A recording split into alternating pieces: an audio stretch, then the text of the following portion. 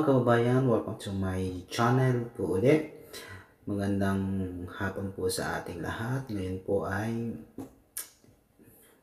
oras na naman ng uwian. So bago po tayo umuwi, bago po ako umuwi, gusto ko munang magbigay ng another information para sa inyo lahat. Tulad po ng sabi ko sa last vlog ko tungkol dun sa Red Cross ECIF, which is mandatory din para sa mga pauwi ng Pilipinas.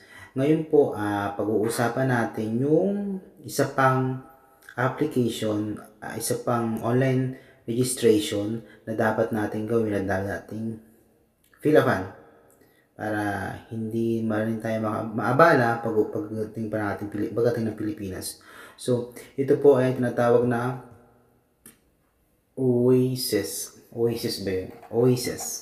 Oasis. I don't know what's the pronunciation, but it's OASIS.